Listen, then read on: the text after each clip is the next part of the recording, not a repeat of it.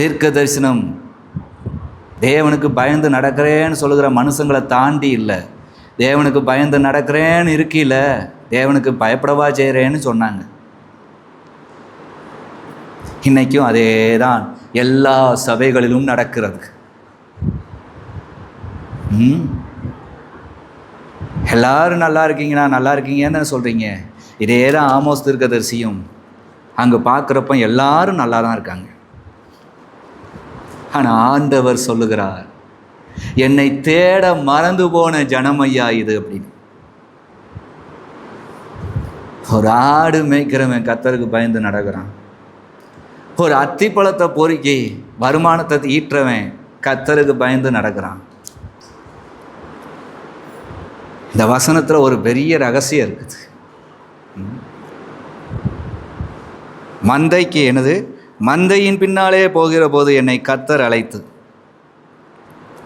அவன் பாட்டுக்கு அவன் குடும்பத்தை காப்பாற்ற அவன் பாட்டுக்கு ஆட்டு மந்தையை மேய்ச்சிக்கிட்டு இருக்க அவனை பிடிச்சி ஆண்டவர் இழுத்து வந்து, என் ஆசாரியர்களும் என் ராஜாக்களும் இந்த ஜனங்களும் பண்ணுகிற மீறுதலை பாருப்பான்னு சொல்லி அவனுக்கு பேசுகிறான்.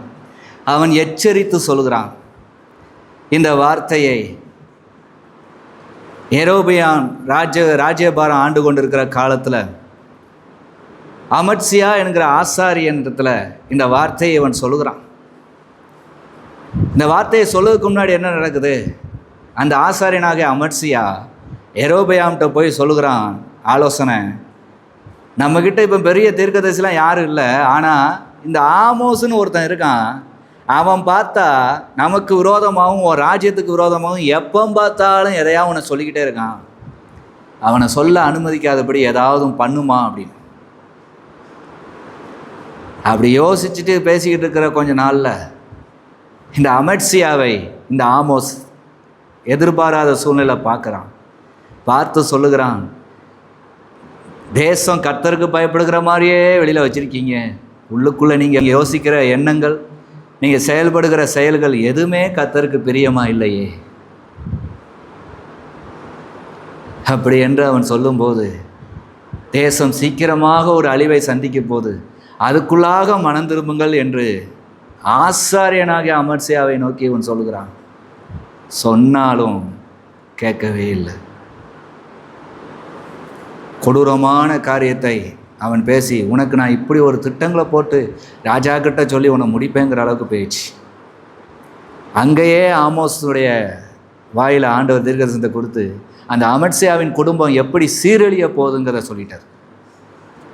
ஒரே வசனத்தில் சொல்லிட்டார், நீ இப்படியாகவா திட்டம் போடுற, உன் குடும்பம் இந்த அளவுக்காக சீரழியும் என்று அங்கே சொல்லிட்டார். இன்னைக்கு இதை வச்சு என்ன அறிந்துக்கிட போகிறோம்? தேவனை நம்பி ஆண்டவராகிய இயேசு கிறிஸ்துவின் நாமத்தினாலே ரட்சிக்கப்பட்டு மீட்கப்பட்டு வந்த நீங்கள் ஒவ்வொருவர்களும்